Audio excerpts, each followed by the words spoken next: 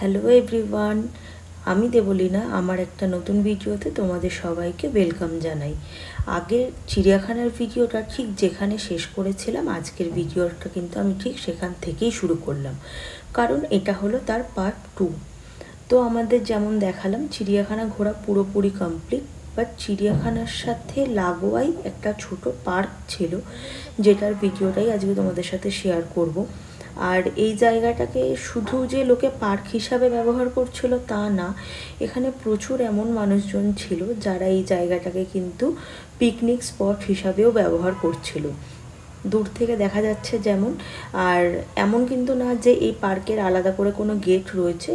যারা পার্কে আসবে তাদেরকেও সেম জুয়ের টিকিট কেটেই ঢুকতে হবে, আলাদা করে এর কোনো এন্ট্রি বা এক্সিট গেট নেই। ওই একটা গেট দিয়েই ঢুকতে হবে বা একটা গেট দিয়েই বেরোতে হবে।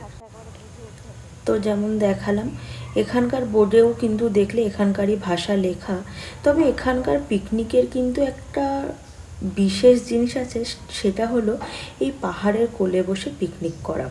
আমরা অনেকেই পাহাড় যেতে ভালোবাসি, তো এই জায়গাটা কিন্তু তাদের জন্য ভীষণ অন্যরকম হবে। আর কয়েকজন আছে যারা হয়তো পুরুলিয়া, বাঁকুড়া এইসব জায়গাতে গিয়েও আমরা পিকনিক করি, বাট এইখানের এই জায়গাটা পিকনিক করার জন্য কিন্তু ভীষণভাবে অ্যাপ্রোপ্রিয়েট। তো আর এখানে যেমন দেখছো বাঁশ দিয়ে তৈরি প্রচুর সিট রয়েছে, এমনিও প্রচুর বসার এখানে জায়গা রয়েছে।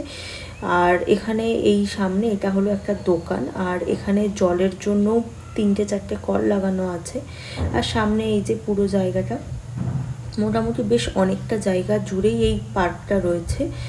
সেখানে সবাই নিজের মতন নিজে খেলাধুলা করছে, কেউ বেঞ্চে বসে, কেউ আমাদের ওখানকার মতন নিচে কার্পেট বিছিয়ে, বা কেউ বাড়ি থেকে চাদর এনেছে সেই সব করেই।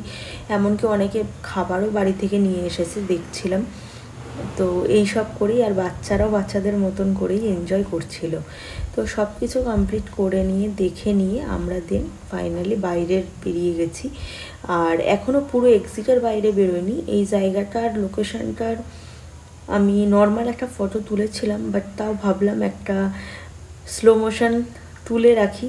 জায়গাটা দেখতে সত্যি এত সুন্দর, মানে আলাদা করে বলে কিছু আমি শেষ করতে পারবো না। তো সব জিনিস দেখে খুব সুন্দর একটা দিন কাটিয়ে দেন আমরা দুজন এখান থেকে বেরোই। বাট ওই যেটা হয়, একটু দাঁড়াও, দুটো ছবি তুলি, দুটো ভিডিও করে নিই, এই সব তো চলতেই থাকে। আর ওখানে ভেতরে কি কি রয়েছে না রয়েছে চিড়িয়াখানায় তার ছবিও কিন্তু এখানে দেওয়া ছিল। তো ফাইনালি আমরা বাইকে উঠে পড়েছি অ্যান্ড এই পুরো এক্সিটও করে গেলাম। তো ফেরার সময়ও তখনও কিছু একটু ভিডিও করে নিয়েছিলাম। আর ওখান থেকে বেরিয়ে আমার মেন ছিল দুটো কাজ। এক হচ্ছে ফোনের ব্যাক কভারটা কেনা, তো সেটা কিনেছিলাম ওখান থেকে বেরিয়ে, যার কোনো ভিডিও আমার করা হয়নি। আর সেকেন্ড হচ্ছে প্রত্যেক মাসের মতন সেম মাসকাবারি বাজার সব কিছু কেনা। তো যেহেতু সেটা আগের মাসে আমি শেয়ার করেছিলাম তোমাদের সাথে যে এখান থেকে আমি কি মাসকাবারি জিনিস কিনি না কিনি, সেই জন্য আর এই ভিডিওতে সেটা শেয়ার করলাম না। তো এই হলো ভিডিও। আর সন্ধ্যাবেলা বাইক রাইডিং, সাথে হচ্ছে একটা সুন্দর সানসেট, আর যেখান থেকে পুরো চিত্রদুর্গ শহরটার পুরো সুন্দর 360 ডিগ্রি একটা ভিউ পাওয়া যাচ্ছে। বেশ ভালো লাগছিল এই সময়টা।